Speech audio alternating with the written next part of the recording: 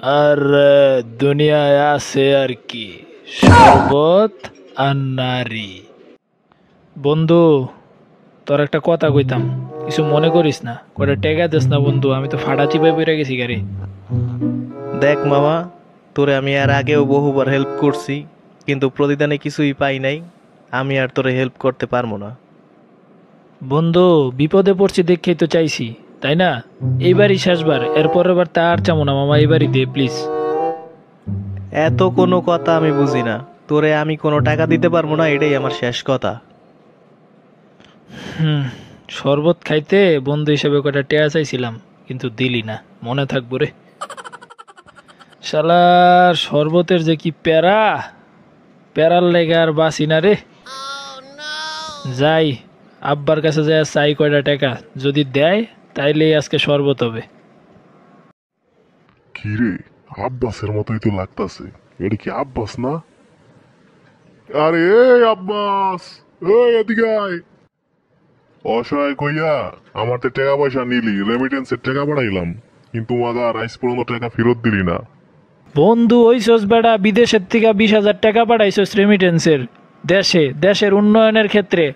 বন্ধু আমি শরবত খাইছি, তাও আবার চাওয়া লাগে? মামা, তোরই তো খুঁজতেছিলাম, ডাকছোস, যাই হোক ভালো হইছে। এখন আর কয়টা টাকা দে বন্ধু, একবারেই তোর টাকা পরিশোধ করে দিব না, যা প্যারা লইস না। আমি তোর আর কোনো কথাই শুনতে চাই না।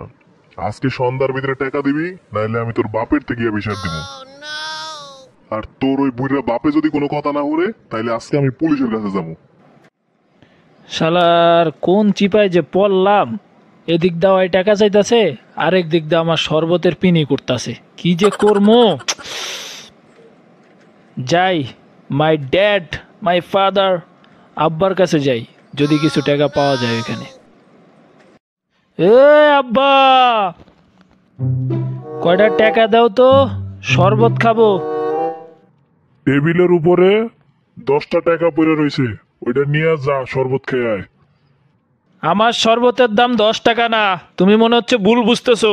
আমার শরবত খেতে 5,000 টাকা লাগবে, তাড়াতাড়ি দাও। শালার সারা জীবন মানুষের 10 টাকা থেকে 20 টাকার মধ্যে শরবত খাইতে দেখলাম। আমার পোলায় কি শরবত খায় যে 5,000 টাকা লাগবে? আমার কাছে কোনো টাকা নাই, শরবত খাইতে 10 টাকা দিছি, এটাই বেশি। নিলে নিবি, না নিলে যা এনতে। তাইলে কি এটাই তোমার ফাইনাল কথা আব্বা? হ্যাঁ হ্যাঁ যা, মাথাটার গরম বানাইস না। 10 টাকা নিলে নে, না নিলে বাড়িতে বাইরে যা। ঠিক আছে, আমি যাচ্ছি, কোনো সমস্যা নাই। কোন দিকটা যে কি হবে সেটা পরেই বুঝতে পারবা। ভাইজান, দলিলপত্র তো আপনার সামনেই রাখা আছে, ভালো করে দেখতে পারেন।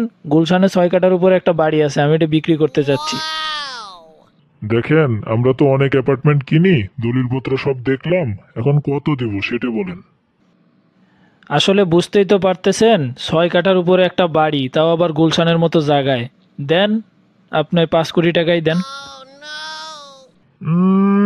মিয়া, নেশা টেশা করছেন নাকি সকাল সকাল? এই বাড়ির দাম 5 কোটি টাকা দিয়ে কে নিবে আপনার কাছ থেকে? 2 কোটি টাকা দেবো, দিবেন? দেখেন না ভাই, আর একটু যদি বাড়ায় দিতে পারেন তাইলে একটু উপকার হয়।